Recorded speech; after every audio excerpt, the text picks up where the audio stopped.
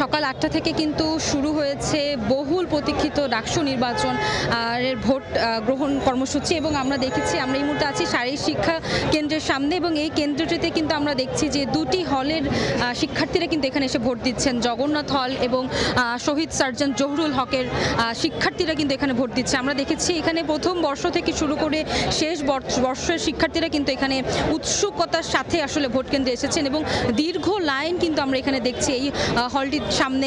এই মুহূর্তে আসলে আমরা দেখছি আসলে এখানে শিক্ষার্থী সহ বিভিন্ন প্রার্থীরা কিন্তু এখানে এসেছেন। তাদের সাথে আমরা একটু কথা বলবো এবং জানবো যে কেমন আসলে তাদের প্রত্যাশা। ভোট কেন্দ্রে এসে কি অবস্থা দেখছেন এখন পর্যন্ত, আসলে ছাত্রছাত্রী শিক্ষার্থীদের আসলে কি দেখছেন এবং আপনার প্রত্যাশাটা কি শেষ মুহূর্তে? এখন পর্যন্ত আমাদের ঢাকা বিশ্ববিদ্যালয়ের সর্বোচ্চ বিদ্যাপীঠের শিক্ষার্থীরা নির্বিঘ্নে নির্ভয়ে অত্যন্ত উৎসব উদ্দীপনা নিয়ে ভোট দিচ্ছে। আমি নিজেও একটু আগে ভোট দিয়ে এসেছি। আমি বিশ্বাস করি এই ধারা বা এই পরিবেশ শেষ পর্যন্ত অব্যাহত থাকবে এবং আমরা বাংলাদেশ জাতীয়তাবাদী ছাত্রদল আমাদের পক্ষ থেকে সর্বোচ্চ সহযোগিতা করব। একই সাথে আমি আপনাদের মাধ্যমেই ঢাকা বিশ্ববিদ্যালয়ের সকল শিক্ষার্থী ভাই বোনদের অনুরোধ করব বাংলাদেশ জাতীয়তাবাদী ছাত্রদল সমর্থিত প্যানেলকে ভোট দিয়ে জয়যুক্ত করে একটি শিক্ষার্থী বান্ধব ক্যাম্পাস বিনির্মাণের সুযোগ দেওয়ার জন্য। ধন্যবাদ।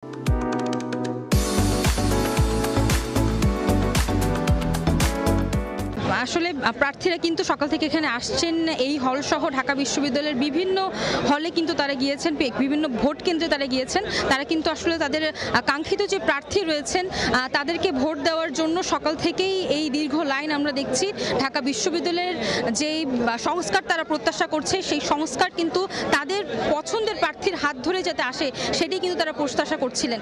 আমরা দেখেছি এখানে যেই শিক্ষার্থীরা আছে সাধারণ শিক্ষার্থীরা কিন্তু সকাল থেকেই আসলে বেশ ঈদ মনে করছে এমনও কিন্তু আমরা শুনেছি। শিক্ষার্থীরা কিন্তু বেশ শৃঙ্খলার সাথেই হলের ভেতরে প্রবেশ করছেন এবং তারা ভোট কেন্দ্রে আসলে নিরাপত্তা নিশ্চিত করা হচ্ছে, যেটি গতকালকে জানিয়ে দেওয়া হয়েছিল। ইলেকট্রিক ডিভাইস সেটা ওয়াচ থেকে শুরু করে যেই মোবাইলগুলো রয়েছে সেগুলো কিন্তু আসলে সেই ফোন এবং ইলেকট্রিক ডিভাইস কিন্তু আসলে আমরা দেখছি বাহিরেই রাখতে হচ্ছে। আইনশৃঙ্খলা বাহিনী কিন্তু সকাল থেকে বেশ তৎপর এবং হলের ভেতরে বা পরীক্ষা কেন্দ্রের ভেতরে কিন্তু আসলে মোবাইল ফোন সহ যে সকল ইলেকট্রিক ডিভাইস আছে, স্মার্ট ওয়াচ আছে, সেগুলো কিন্তু বাহিরেই রাখা হচ্ছে। আমরা দেখেছি কলম ছাড়া এবং ব্যালট পেপার ছাড়া কিন্তু আসলে ভেতরে এছাড়া আর কোনো কিছুই ভেতরে নেওয়ার অনুমতি দেওয়া হচ্ছে না। পাশাপাশি প্রার্থীরা কিন্তু এখনও সাধারণ শিক্ষার্থীদের সাথে দেখা করছেন, তাদের ভোট নিশ্চিতের বিষয়ে কথা বলছেন। আমরা দেখছি তারা প্রতিটা শিক্ষার্থীর সাথে বেশ স্বাচ্ছন্দ্যে কথা বলছেন এবং ভোট কিন্তু শেষ মুহূর্তে এসেও তারা আসলে চাচ্ছেন এবং আমরা আসলে এই মুহূর্তে তেমনই একটি চিত্র দেখছি।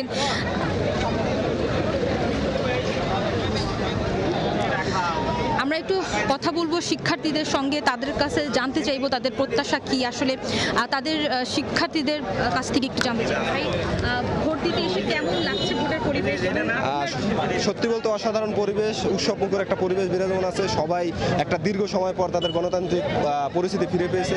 আশা করি শিক্ষার্থীরা তাদের ব্যালটের মাধ্যমে তাদের যোগ্য প্রার্থী নির্বাচিত করবে বিশ্বাস আছে। আপনারা জানবেন যে 19 সাল নির্বাচনটা ছিল একটা ডামি ইলেকশন।